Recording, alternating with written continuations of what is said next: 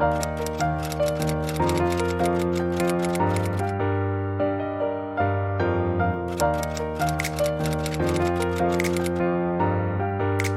वालेकुम एवरीवन। कैसे हैं आप लोग? मैं उम्मीद करता हूँ आप लोग खैरियत से होंगे और अल्हम्दुलिल्लाह आपकी दुआओं से मैं भी बिल्कुल ठीक ठाक हूँ। I am Fayaz from Search Properties 345 MB DHA phase 6 Lahore. आज की जो वीडियो है मैं कोशिश करूँगा कि थोड़ा सा टैक्सेस को जो है डिस्कस करूँ, उसके इम्पैक्ट को डिस्कस करूँ, ये रियल स्टेट को किस तरह से और कुछ फैक्टर्स जो हैं वो रियल स्टेट को किस तरह से इम्पैक्ट करते हैं, जिसमें अगर मैं मोटी मोटी को दो चार आपसे बातें शेयर करना चाहूँगा। थोड़ा सा देखें, गवर्नमेंट जब भी है कोई किसी कह लें कि किसी सेक्टर को थोड़ी देर के लिए थ्रू टैक्सेस कह लें या किसी तरह से भी जब उसको जो है उसे डीमोटिवेट करना चाह रही होती है तो ऑब्वियसली वो टैक्सेस ही लगाएंगी। तो कोई ना कोई गवर्नमेंट एक रास्ता ज़रूर बनाती है कि लोग उस जगह से निकल के जो है वो किस तरफ दूसरी तरफ जो है वो जाएंगे। अगर हम रियल स्टेट में बात करें तो तीन चीज़ें हमारे पास ज़्यादातर होती हैं, जिनमें प्लॉट है, बिल्डिंग है जो घर हो सकता है, कमर्शियल आपका प्लाजा हो सकता है, फ्लैट्स। ठीक है। अब गवर्नमेंट ने जो है वो कोशिश की है कि वो फ्लैट्स को जो है वो ज़्यादा से ज़्यादा प्रमोट करें और घरों को जो है वो भी किसी हद तक डिमोटिवेट किया गया, और प्लॉट्स को जो है वो तो बिल्कुल ही जो है वो उसको डिमोटिवेट किया गया, क्योंकि गवर्नमेंट जो है वो अपना थोड़ा सा जो है वो मूव कर रही है। वो उनकी कोशिश है कि आप जो है वो हॉरिजॉन्टल एक्सपेंशन की बजाय हम जो है वो वर्टिकल एक्सपेंशन में जाएं, यानी जो है फ्लैट्स में चले जाएं या अपार्टमेंट्स की अगर बात कर लें तो ओवरऑल आप इस चीज़ से इसका अंदाज़ा लगा सकते हैं कि गवर्नमेंट ने जो है वो कैपिटल गेन टैक्स जो है, जो उसका जो इरा है उसको उन्होंने वो इस तरीके के साथ कर दिया है कि आप का जो है वो एडवांस टैक्स या जो टैक्स है उसका इरा जो है उन्होंने 2 ईयर्स कर दिया फ्लैट्स में, यानी कि दो दो साल के बाद जो है आपको उस पर जीरो टैक्स जो है वो पे कर कैपिटल गेन टैक्स पे करना पड़ेगा सेलर को। ऑन दी अदर हैंड अगर हम बात करें तो दूसरा जो घर है वहाँ पे 4 साल में है, पहले साल जो है 15 से, फिर 10%, देन 8% एंड देन 3% इस तरह से है। और अगर हम फ्लैट्स की बात करें तो वो जो है पहले साल अगर आप बेचते हैं तो 15 ही है, लेकिन उसके फ़ौरन बाद ही जो है वो 7, if I am not wrong 7.5 में भी हो सकता है। तो अगर हम प्लॉट्स की बात करें तो उसमें जो है वो 2.5% के हिसाब से जो है वो 6 सालों के दरमियान जो है वो कम होके, यानी कि 6 साल बाद आपका जो है वो कैपिटल गेन टैक्स जो है वो ज़ीरो होगा। तो इससे हमें साफ दिखाई देता है कि गवर्नमेंट इसको क्यों मोटिवेट करना चाह रही है। उसकी रीज़न ये है कि अगर हम देखें, हमने ये सारे टैक्सेस जो है ये गवर्नमेंट की बजाय जो ज़्यादातर जो है ये हमें फैट और आईएमएफ से जो हमने कर्जे कह लें जो लेने हैं, तो उनके अगेंस्ट वो पॉलिसी जो है वो लॉन्च करते हैं। और उनके नज़दीक फैट्स जो है आपको पता है वो ज़रा वो मनी लॉन्ड्रिंग से रिगार्डिंग एक इदारा है जो उसको कंट्रोल करने के लिए हर कंट्री को जो है वो अपनी जो सिफारिशात पेश करता है कि आप ये चीज़ें करें, इससे जो है आपकी कंट्री में जो है वो बेहतरी आ सकती है। इन सेंस के वो कहते हैं कि जो रियल स्टेट आपका एक ऐसा सेक्टर है जिसके अंदर वाइट मनी और ब्लैक मनी में बहुत ज़्यादा गैप है, और वो जो आपका जो ब्लैक मनी होता है वो पैसा जो है वो टेररिज्म में यूज़ होता है, जिसकी वजह से ओवरऑल जो है हमारे कंट्री का इमेज भी जो है वो थोड़ा सा डिस्ट्रॉय हुआ है। उसकी रीज़न भी ये है कि हम अभी भी जो है वो ग्रे लिस्ट के अंदर है। और अगर हम बात करें थोड़ा सा कि फैट से निकल के आईएमएफ जो है वो पॉलिसीज़ जो है इन इदारों के साथ मिल के बनाता है। तो आईएमएफ ने जो है वो, अगर हम फॉरेन कंट्रीज़ की बात करें या आप कह लें कि अगर हम बात करें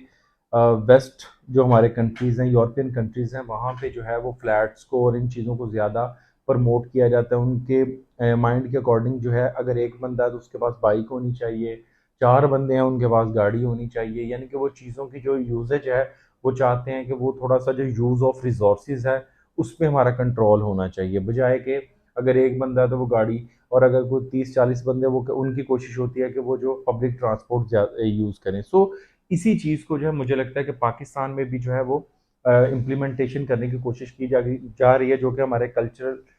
चीज़ों के टोटली अगेंस्ट है, चाहे वो नेगेटिव है इन सेंस कि हमारे ये कल्चर में ये चीज़ नहीं होनी चाहिए। लोगों को पब्लिक ट्रांसपोर्ट यूज़ करनी चाहिए जो कि चीपर भी है। और जो ये सारी रीजंस जो हैं वो रियल स्टेट के एक्सपेंसिव होने से, जो एक गवर्नमेंट का एक माइंडसेट, क्या पूरी दुनिया में यही चीज़ इकोनॉमी में देखी जाती है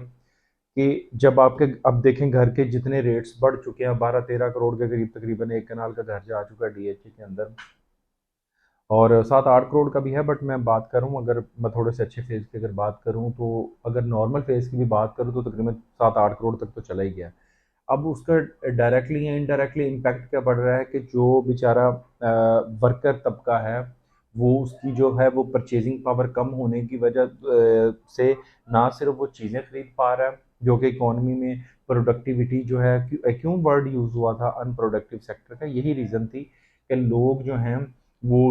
घरों के रेट्स ऊपर जाने की वजह से वो लोग अपना घर नहीं खरीद सकते, और वो अपनी जो इनकम का ज़्यादातर हिस्सा जो है वो अपना जो है वो रेंट पे लगा देते हैं, और जो दूसरी चीज़ों में वो बाइंग है वो कम हो जाती है। बच्चों की एजुकेशन कह लें या वो चीज़ें जिनसे हमारे कंट्री के अंदर को बेहतरी आ सकती है, ये टोटली उसके कॉन्ट्रेरी हैं।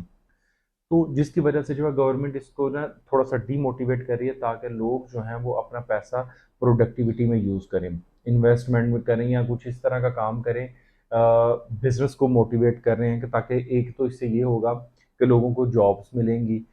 अनएम्प्लॉयमेंट का रेट जो है वो कम होगा। सो ये सारी चीज़ें अगर हम इसको सर्कल में थोड़ा सा डिस्कस करें, तो मुझे ये लगता है कि ज़्यादातर जो है वो इम्पैक्ट इसी तरह पड़ रहा है। और अगर मुझे ये लगता है, मैं एक अपनी छोटी सी राय देना चाहूँगा यहाँ पे, कि गवर्नमेंट जो है, अगर वो जो हमारे ओवरसीज़ भाई हैं, अगर उनको ये एडवांटेज दें कि वो यहाँ पे जो है 1% टैक्स पे करें, जो कि ऑलरेडी जिस तरह से चल रहा था, तो उससे ये होगा कि चलें, ये जो चीज़ को डिमोटिवेट करना चाह रहे हैं ये भी हो जाएगी। जो टैक्स नहीं पे करते या कह लें पैसा इकॉनमी में ज़्यादा जा रहा है, जिसकी वजह से हमारी जो है वो रुपी जो है वो हमारा थोड़ा सा डाउनफॉल का शिकार है, डेप्रिशिएट हो रहा है, डिवैल्यू हो रहा है। ऑन दी अदर हैंड, अगर हम रेमिटेंसेस अगर हमारे कम होते हैं, उसके भी तो यही कॉन्सिक्वेंसेस होते हैं कि हमारे जो है करेंसी डी वैल्यू होती है। तो इससे क्या कर सकते हैं, मैं थोड़ा सा जो है वो एक किसी का जो है ब्लॉग पढ़ रहा था, तो उन्होंने ये अच्छी एक रिकमेंडेशन दी है कि हम अपने जो ओवरसीज़ भाई हैं उनको अगर हम एडवांटेज दें 1% टैक्स के साथ ही, तो उससे क्या इम्पैक्ट पड़ेगा, बाहर से रेमिटेंसेस भी इंक्रीज होंगे, जिससे हमारी जो है वो इकोनॉमी की जो है वो हमारी जो कह लें कि रुपी है, वो भी उसकी वैल्यू भी इंक्रीज होगी। और दूसरा जो है हमारा ये जो रियल स्टेट का बिजनेस है, ये चले अगर उस पेस से नहीं तो बिल्कुल डेड ना हो, ताकि मार्केट जो है वो भी चलती रहे और रेमिटेंसेस भी आते रहें। तो थोड़ी सी मुझे लगता है गवर्नमेंट को ऐसी पॉलिसीज बनानी पड़ेंगी, एक चीज़ को कंट्रोल करने के लिए सारी चीज़ों पे एक जैसी चीज़ें इंप्लीमेंट करना, I think it would be wrong. तो मुझे ये लगता है कि अगर गवर्नमेंट इस तरीके के साथ जो है वो थोड़ा सा बेहतरी ला सकती है, रियल स्टेट में भी रिमिटेंसेस भी इंशाल्लाह बढ़ जाएंगी। तो ये तो ओवरऑल मेरा एक एनालिसिस था, लेकिन मुझे ये भी लगता है कि हमें, अगर गवर्नमेंट ने थोड़े से टैक्सेस बढ़ाए भी हैं, तो आप लोग कोशिश करें, हम पाकिस्तान को जो है हम अपना एक की रोल यही प्ले कर सकते हैं ना, थ्रू टैक्सेस। तो लोगों को जो है, हमें अगर इन रिवॉर्ड हम चाहते हैं कि हमें गवर्नमेंट हर चीज़ प्रोवाइड करे, तो उनके अगेंस्ट हमें टैक्सेस पे करने पड़ेंगे। तो मैं तो यही कहूँगा कि हमें जो है उसमें भी अपना रोल अदा करना चाहिए, और गवर्नमेंट को जो है उन्हें अपना जो रूल्स एंड रेगुलेशंस हैं, रेगुलेटरी अथॉरिटीज़ हैं, उनको इस तरह से जो है वो मेंटेन करना चाहिए, या इस तरह से उनको जो है वो आईटी के थ्रू वो जो है वो ये चीज़ें हैंडल आउट कर सकते हैं, जिससे ज़्यादा से ज़्यादा टैक्स कलेक्शन हो सकती है। और जो टैक्स पेयर्स हों उनको आप ज़्यादा से ज़्यादा एडवांटेजेस देंगे, देन जो है वो लोग उस तरफ मोटिवेट होंगे। अगर आप लोगों को थोड़ा सा जो है इन चीज़ों से रिगार्डिंग जो है वो नॉलेज प्रोवाइड करेंगे, तो इससे जो है वो ज़्यादातर चांसेस हैं कि लोग इस तरफ मूव करेंगे। और अगर हम मौजूदा बात करें कि आप करंटली कहाँ पे इन्वेस्ट कर सकते हैं, तो मुझे ये लगता है कि जो छोटी प्राइवेट सोसाइटीज़ हैं, अ, मैं नाम यहाँ पे कुछ एक आध का यही, जैसे लाहौर स्मार्ट सिटी है, इस तरह के जो प्रोजेक्ट्स हैं जिनको लीड करने वाले जो लोग हैं वो वेल नोन है। तो इन जगहों पर जो है वो आप इन्वेस्ट अभी कर सकते हैं। उसकी रीज़न ये है कि वहाँ पे टैक्सेस भी बहुत कम हैं, तो लोग जब एकदम से उस तरफ मूव करेंगे तो वो रेट्स वहाँ पे हमें बूम देखने को मिलेगा। तो that was today from my side. Thank you and अल्लाह हाफिज़।